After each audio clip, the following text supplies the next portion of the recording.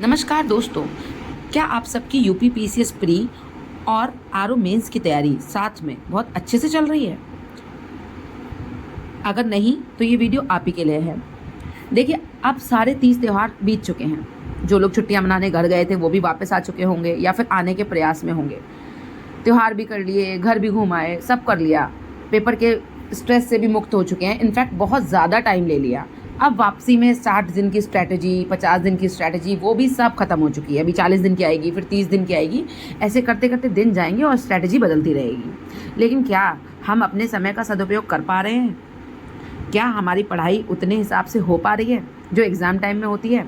देखिए, जब एग्ज़ाम आएगा, जैसे ही एडमिट कार्ड आएगा या एडमिट कार्ड से कुछ दिन पहले, 15-20 दिन एग्ज़ाम से पहले, हर किसी को प्रेशर होता है एग्ज़ाम में पढ़ने का। तो वो बहुत कुछ पढ़ने की कोशिश करता है। लेकिन आपको पता है क्यों वो आज तक सफलता और असफलता के बीच में झूलता रहता है? क्यों वो कट ऑफ के किनारे बैठा रहता है? वो इसलिए क्योंकि वो जो ये वाला समय होता है ना, इसका सदुपयोग नहीं कर पाता ढंग से।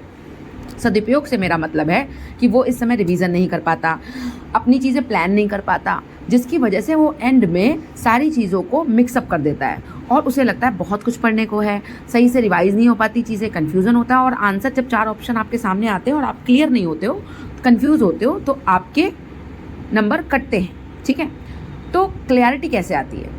कंफ्यूजिंग इंसान अगर एग्ज़ाम देगा और एग्ज़ाम में कंफ्यूज होगा तो उसके मार्क्स कटेंगे, नेगेटिव जाएंगे और आते हुए क्वेश्चंस जो उसने सही भी कर रखे होंगे वो भी वो ठीक से नहीं कर पाएगा। तो फिर करना क्या चाहिए? क्लैरिटी आती कैसे है? देखिए, इस एग्ज़ाम को पास करने के लिए ना सबसे ज़्यादा ज़रूरी है डिसिप्लिन में रहना और अपने आप को जितनी जल्दी हो सके वापस पढ़ाई में डालना। मतलब अगर आपका एग्ज़ाम के बाद ऑफ ट्रैक हो गया है, मतलब पढ़ाई ठीक से नहीं भी हो पा रही है, तब भी वापस से आपको पढ़ाई में अपने आप को डालना ही इस तैयारी का सबसे बड़ा कठिन, ये समझ लीजिए कठिन टास्क है। अगर आप ये टास्क पूरा कर लेते हैं, रेगुलर पूरा कर लेते हैं, तो आपकी सफलता में कोई भी बाधा नहीं आएगी। लेकिन सबसे मुश्किल काम यही है। देखिए, इस एग्ज़ाम को ना 12th फेल अगर कोई हुआ है और बाद में उसने पढ़ाई सीरियसली की है तब भी निकाल सकता है कोई। अगर कोई बीए में कम परसेंटेज है किसी की, वो भी निकाल सकता है। कोई बीए सेकंड ईयर में, थर्ड ईयर में फेल हुआ है, वो भी निकाल सकता है इस एग्ज़ाम को बाद में, मतलब अगर वो पढ़ाई के लिए बाद में सीरियस हो गया। और कोई आईआईटी टॉपर रहा है, वो भी निकाल सकता है। तो बेसिक डिफरेंस कहाँ आ रहा है? इंटेलिजेंसी नहीं, बेसिक डिफरेंस इंटेलिजेंसी नहीं है। बेसिक डिफरेंस है कंसिस्टेंसी।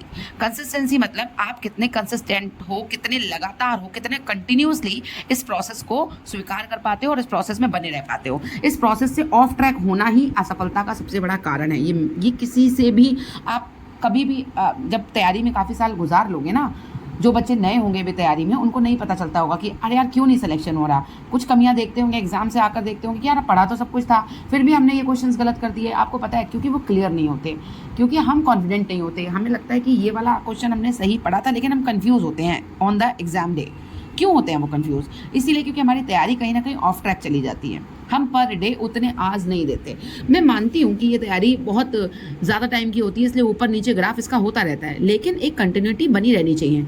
वो कंटिन्यूटी जैसे ही ब्रेक होगी, आप सफलता से उतने ही दूर होते जाओगे और कहीं और कोई और किसी कोने में बैठकर चुपचाप पढ़ रहा होगा, वो लिस्ट में नाम ले जाएगा। तो यही डिफरेंस बनाता है। ये छोटी छोटी मगर मोटी बातें हैं जो कि बहुत बड़ा डिफरेंस कास्ट करती हैं। एंड सीरियसली आपको पता भी नहीं चलेगा आप रेस के अंदर कब हो जाओगे और रेस से बाहर कब हो जाओगे, इसी कंसिस्टेंसी के चलते।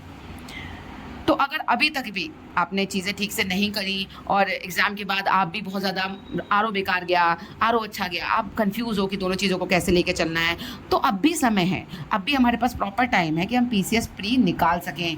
या अगर आरओ बेकार गया तो पीसीएस प्री निकाल सकें, और आरओ अगर अच्छा गया है तो आरओ और पीसीएस को साथ लेके चल सकें। हमारे पास अभी इतना समय है।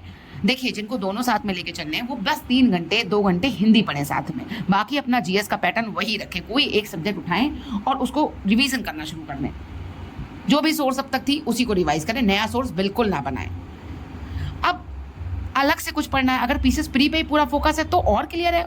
आप 3 घंटे हिंदी की जगह टेस्ट लगा लो, आप और पक्का करो पीसीएस प्री को।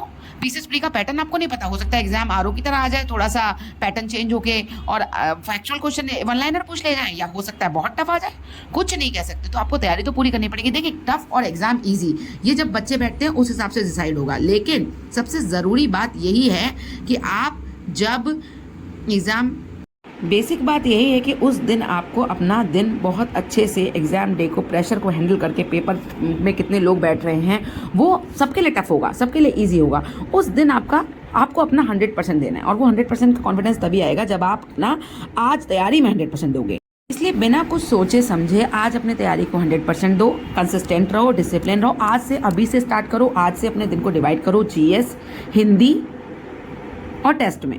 और अगर सिर्फ पीसीएस पढ़ रहे हो तो जीएस और टेस्ट में डिवाइड करो। सीसेट को भी देख लो अगर आपका सीसेट वीक है तो कुछ भी करके प्लान योर डे, और आज से ही डेली पढ़ना है, डेली पढ़ना है, डेली पढ़ना है। आज डे 1 मान के चलो, आज से मैं आपको डेली रिपोर्ट दूंगी कि मैंने कितना किया। अगर मैं नहीं कर पा रही तो मुझे लगता है शायद मैं आपसे भी उम्मीद नहीं कर सकती।